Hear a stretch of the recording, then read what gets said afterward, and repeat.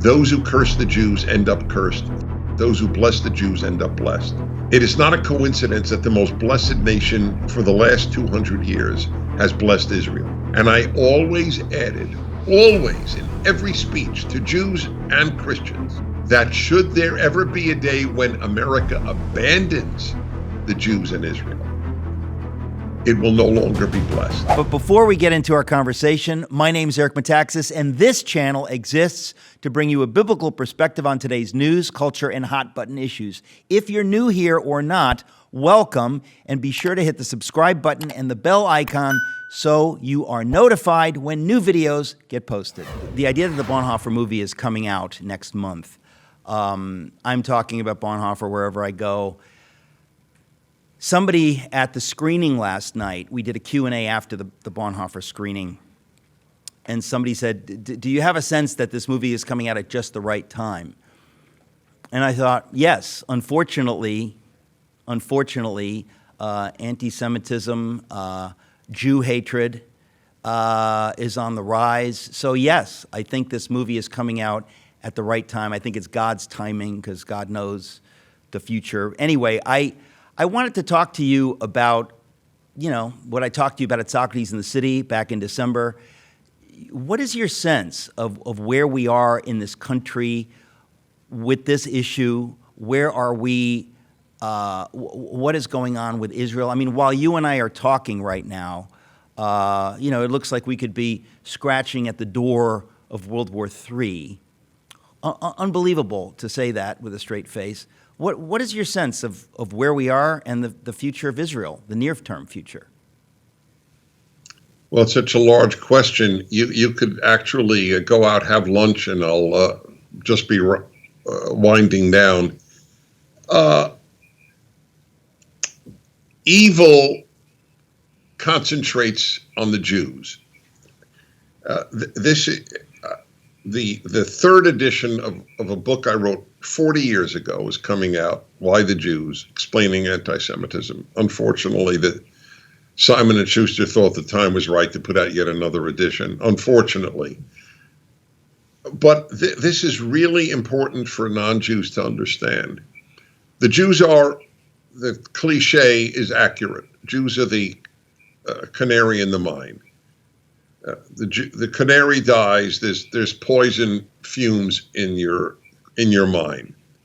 The Jews are killed. There are poison fumes in your society or in your world. By the way, it's completely independent of any individual Jew. There are some despicable Jews. There are some angelic Jews, like every group on earth. So the issue is divine. The issue isn't Jewish behavior as such. Whether or not Jews act according to the Torah, which is how we're supposed to act, evil hates the Jew. Evil hates atheist Jews as much as Orthodox Jews. Okay? So what we're seeing today is if you can't identify Hamas, Hezbollah, and the Iranian regime as today's Nazis, it's your moral failing. It's as simple as that. I wasn't really planning to. I didn't have any plans to ask you anything. I just want to have a conversation with you. But while you were talking, I thought to myself, because we were at this the Holocaust Museum, the Jewish Museum here in New York, I was thinking about this, and it's so chilling. I personally like to avoid museums like that because it's too painful for me. Writing the Bonhoeffer book it's painful. But of course it's important. And we have seen a lot of people recently make dramatically idiotic statements about the Jews. Whenever anybody's talking about the Jews, already we know, strike three. You recently addressed some of the things that Candace Owens had said. I didn't watch that. I've had her on this program in the past. What is your sense of, can you reprise a little bit of what you felt needed pushback? So this past week, PragerU put out my 7,500 word letter to Candace. I've had a relationship with Candace since she used to work with PragerU. I attended her wedding. This was one of the saddest projects of my life to write this 7,500 word piece. It's extremely sober. There were no ad hominem attacks whatsoever. But if I pray people will read it, because it is pretty devastating. The things that she has said, she actually does believe, apparently, and I quote, it took me a month, and equally my wife, who's, brilliant, it took her a month. It took 2 months of research to make sure that everything I quoted her as saying was in context and accurate. And I haven't memorized the lines. They're all in my open letter, which is at prageru.com. But I mean, even to the extent that there was credibility given to the death of Christians around Passover time, as if Jews were still involved in ritual murder. Still involved. They were never involved. I mean, this was the great blood libel. The Jews would kill Christian children and use their blood to bake matzah for Passover. Jews are not even allowed to have animal blood. and I've never had it. That's why we salt meat to get all the blood out. It's a biblical law that you can't. I'm very sorry that you're having to explain this. I mean, this is pretty sick. That this. I'm glad you're saying it, but it's just astonishing. That we need to go back to this. But anyway, here we are. But so people can read, and they should. It sounds intimidating, 7,500 words, but it's an hour's reading, and it's very important. Again, it's up at the prageru.com. But the larger issue today is the staggering hostility to Israel. Nikki Haley wrote a magnificent piece last December, having been the ambassador to the UN, how every single rule is broken with regard to Israel.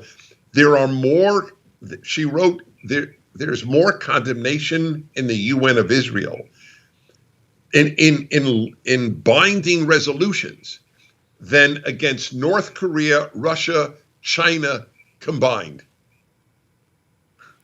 Well, first of all, my first takeaway from that is, why don't we just abolish the UN? We ought to have abolished it years ago, because there's nothing more preposterous than the quote-unquote United Nations. We're going to go to a break. I want to obviously continue the conversation with you, my friend Dennis Prager. Don't go away. Did you know that every solar panel needs silver paste to work its magic? And the demand for solar power is doubling every 3 years, so silver is set to take off. A silver IRA with Noble Gold makes perfect sense. No matter who wins the election or what the economy does, silver's future looks dazzling.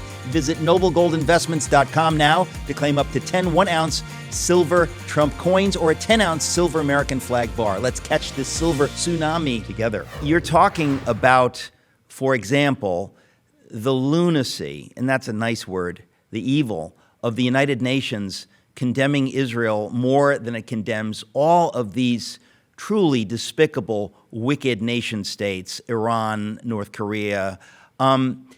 The only explanation for this, and I remember it was Michael Brown years ago. It's got to be in the 90s. He spoke at Yale. I went up to visit, and he was talking about anti-Semitism and how it is everywhere. The white supremacists, the Aryan nationalists hate the Jews. The black nationalists hate the Jews. What is going on? What's going on, obviously, is hatred of the Jews is a hatred of God.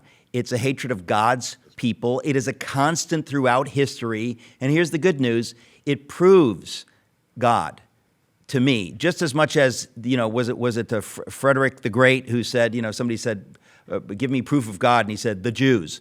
You could easily say hatred of the Jews. It proves God, because there's no other logical explanation for the hatred from every quarter of the Jews. Well, I just want to say something. well, I don't know if it transcends this issue, but you are as kindred a spirit to me as any human that I know. And I mean, that, for whatever it means, is a very big compliment. You so get it, and most people don't get it. I mean,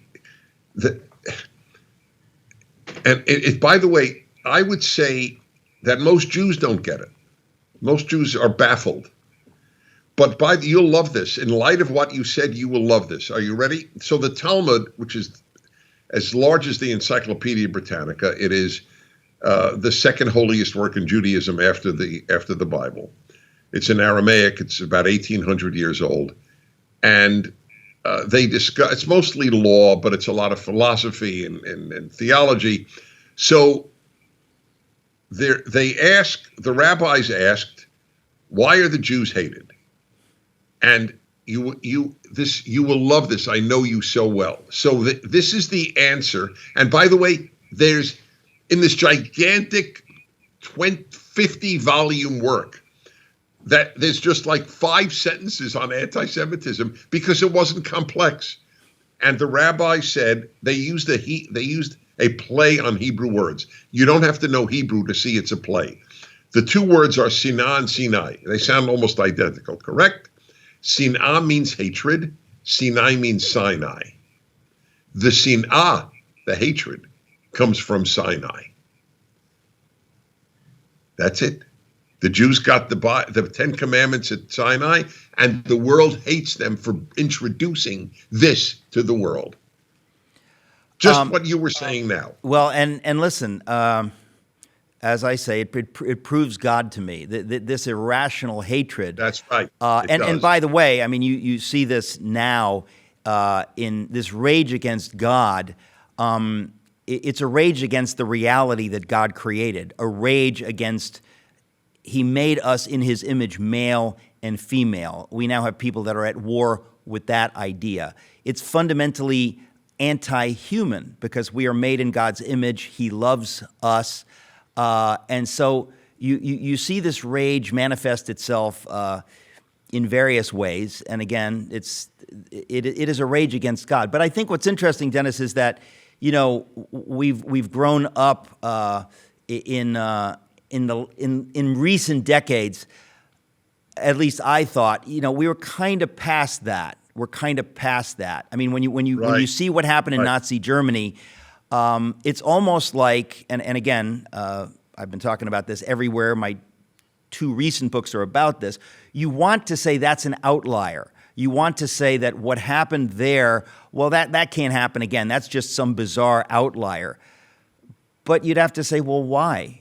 Why? Unless you're a racist against the Germans, were the Germans uniquely evil? That's like saying the Jews are uniquely evil.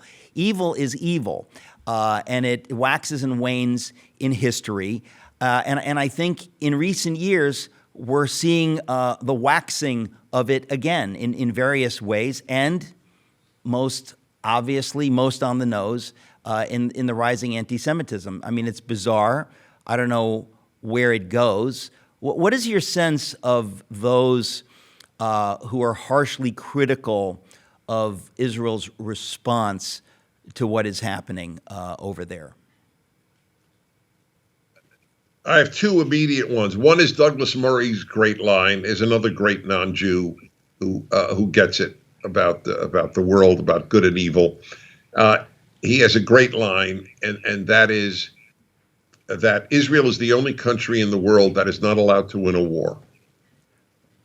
It's a brilliant line. It's absolutely correct. And ceasefire, ceasefire, ceasefire. Secondly, was the United States, Britain, for example, Canada and others who bombed Germany during the Nazi era, were they the villains? Well, by the way, on Tucker Carlson's show, Churchill was depicted as the villain. There is an inversion of moral thinking that is almost brand new in American history. That the bad is the good and the good is the bad. Churchill is the villain and Hitler was the victim. That is essentially what was being said on Tucker Carlson by a man that Tucker Carlson said is the greatest popular historian in America. I don't remember his name. It's irrelevant. Are you going to write a letter, 7,500 word essay? Well, I actually did write a column, 750 words, 1/10 the size, when Tucker Carlson said that if you think that the bombs over Hiroshima and Nagasaki were moral, you're evil. You are Tucker said that? Yes. I never think of Tucker as silly. What a silly thing to say for someone whom I respect profoundly. How bizarre. Right. How bizarre. Well, that's why it's depressing. It's just depressing. Yeah. But something has happened, and I don't know what it is. The left has crushed normal moral norms. I think they're part of the villainy because people who think this way generally are college graduates. I mean, if men give birth, then Israel is the villain. It follows. Excuse me. You've just summed up where we are right now. Yeah. Yeah. That's right. I'm lactating at the very thought of it. Just kidding. Men can't lactate. No. But I just want to test my audience. It yeah. might be a trans woman. I mean, or trans man. No, but I mean, the thing is, you have to make fun of these things because it's a level of preposterousness that is it's difficult to take in. I mean, there are things that people say, and you can say, well, you have a point. And then we're dealing with this kind of stuff. It's madness. I mean, it's like the idea that we shouldn't have a southern border. We should defund the police. Men can become women. I mean, it's so preposterous. But the good news, Dennis, is I think most people know that. It's only the cultural elites that are crazy enough to buy these things and to push them. Right. But when it's happening on our side, that's worrisome. And that's what why you just mentioned Candace Owens and to a lesser extent Tucker. That's right. That's right. And look, both of them did PragerU videos. I mean, I know them both. I attended Candace's wedding. I mean, these are very painful things for me to tell you. I really there are many things. There are very few things where I really don't know what to say. I can't comprehend these things. So you do know what to say. If anybody knows, you do. I just want to let everybody know. I mean, my admiration for you is very profound. You have courage and you have clarity, which is the two things that are critical.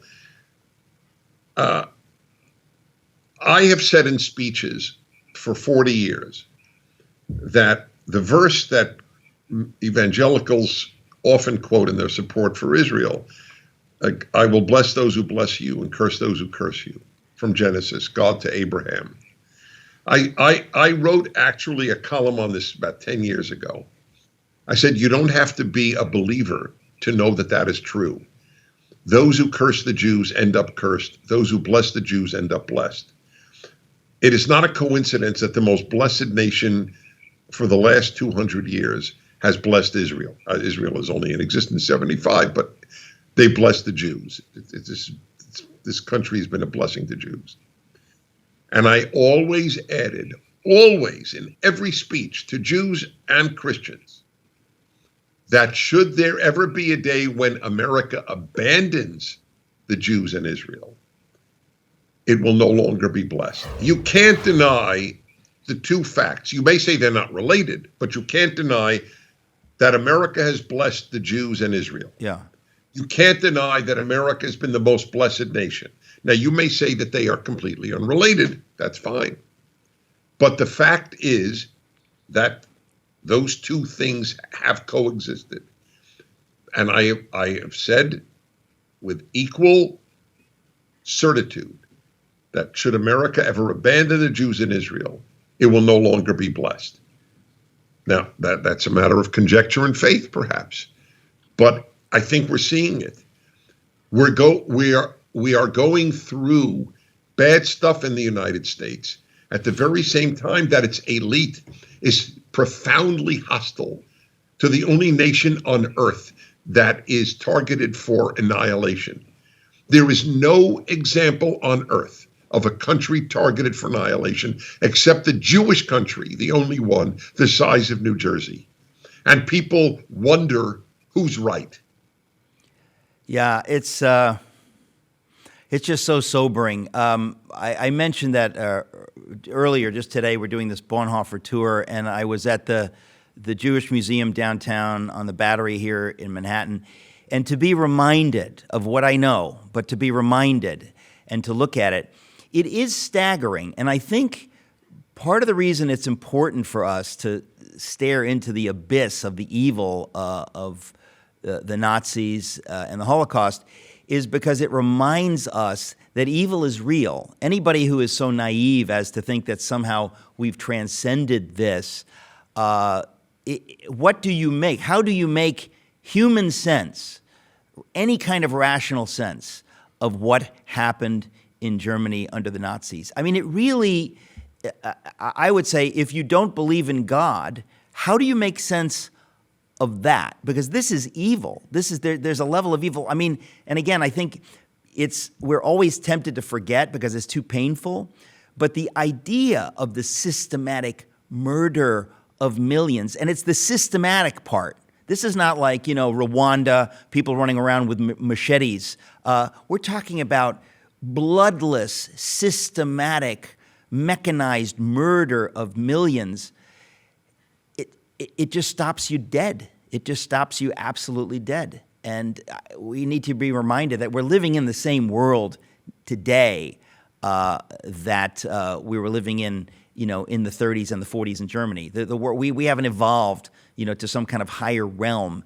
And so, to me, the only antidote to that evil is God. And I'm just kind of amazed at people who can look at that and somehow not come to that conclusion. I don't know. I think that they have to not think about it. That's why your voice is so important. In my book, Why the Jews, these things are addressed constantly.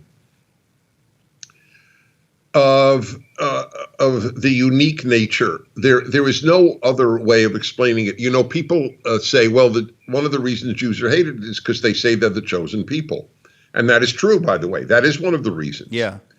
But here, you will love this. If you never heard me say this, I know you so well, you will love this.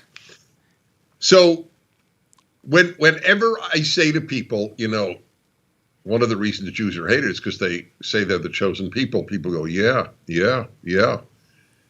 Now think about it. Jews are among the tiniest groups on planet Earth. So I often point out the Japanese believe they get the sun before the rest of humanity. That's the land of the rising sun. The sun is on their flag because they get the sun first. Does anybody hate the Japanese for thinking they get the sun first? No. You know what people think? If you want to believe you get the sun first, what do I care? The Chinese, the word of China in Chinese means Middle Kingdom. They're the center of the world. That is the Chinese view. Yeah. Anybody hate the Chinese? You want to Chinese? You think you're the center of the world? You're the center of the world. But if the Jews say they're chosen, you know why the Jews are hated for saying they're chosen? Because people believe it.